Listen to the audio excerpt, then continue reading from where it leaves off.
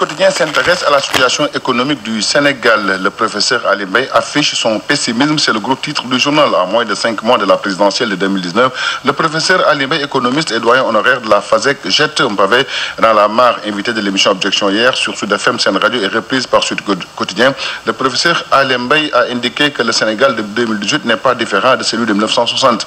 Analysant l'évolution actuelle de la situation économique du Sénégal, le doyen honoraire de la FASEC note un déséquilibre dans tous les secteurs sociaux comme économique aggravé par une évasion fiscale et un environnement des affaires qui présente beaucoup de défis du fait de l'étroitesse de la base productive. Dans le quotidien 24 heures, le professeur Ali Mbaye déclare que les découvertes de gaz ou du pétrole et du gaz ne vont rien changer de grand chose sur la situation économique du pays. Le quotidien L'Observateur s'arrête sur la loi de finances 2019. Les comptes de Macky barrent la une du journal. Mon confrère explique quand on parcourt le document, l'on se croirait dans un pays autre que le Sénégal ou dans un rêve. Les chiffres communiqués par le ministère des Finances pour résumer la situation économique présente du Sénégal comme l'un des pays où tout va bien. Un tableau qui est loin d'être, qui reflète de loin la réalité, car il y a un fossé énorme entre les chiffres et les résultats brandis par le régime de Macky Sall et l'appréciation des acteurs et des experts. Le Forum civil, lui, est préoccupé par la lutte contre la corruption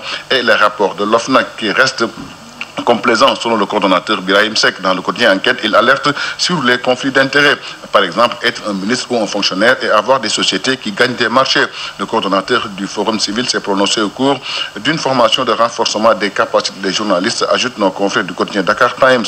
Présidentielle de 2019, la paire dans la corruption sur le parrainage en Europe, révèle nos confrères Dakar Times. Un parrain coûte 10 euros.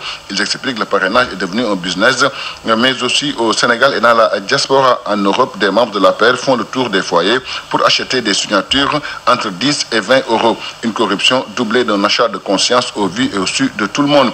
Les candidats à la candidature sont sur le terrain en déplacement à Bourg pour le lancement de la journée des Linguères du parti Rewmi. Le vice-président du parti Déthié Fall a critiqué sévèrement le président Macky Sall. Révèle nos confrères de 24 heures. Pour le député du parti Rewmi, Macky Sall a fini de montrer son incompétence et son échec. Dans le quotidien Enquête, Déthié Fall déclare que Macky Sall ne vaut pas 30%. Modou Diagne Fada, lui, n'est pas surpris par la crise qui secoue le Parti démocratique sénégalais. Selon lui, c'était prévisible. Il déclare dans ce quotidien qu'il avait compris depuis 2015 qu'on ne devait pas participer à un suicide collectif et que si on a des ambitions politiques, il faut l'avoir en dehors du Parti démocratique sénégalais. Insécurité à Dakar et sans banlieue.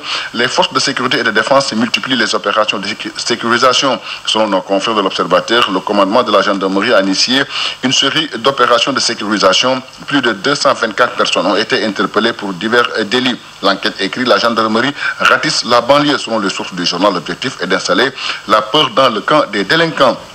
Un sport éliminatoire CAN 2019, double confrontation Sénégal-Soudan. La première manche s'est jouée ce samedi à Dakar. Les Lions ont battu les Soudanais 3-0, une victoire qui a permis au Sénégal de rester leader de la poule A. Écrit nos confrères du quotidien sportif Stade, les Lions de nouveau conquérants. Les Lions font le job, renchérie record. Libération titre, balade sur le Nil. Les Lions devront dévorer les crocodiles du Nil, écrivent nos confrères de Source A. Des réactions du coach Aliou Cissé et de certains jours à lire dans Sud Quotidien. Après la victoire contre le Soudan, les Lions du Sénégal ont rallié Khartoum hier pour la match retour. Selon nos confrères du quotidien Record, les Lions ont été accueillis à Khartoum dans la ferveur. Le Stade écrit: grâce au vol spécial, les Lions sont arrivés avant les Soudanais. Pour ce match, Idrissa Gana Gueye est forfait, informe nos confrères du quotidien sportif Record et Stade. Merci, c'était tout. À vos journaux et bonne lecture à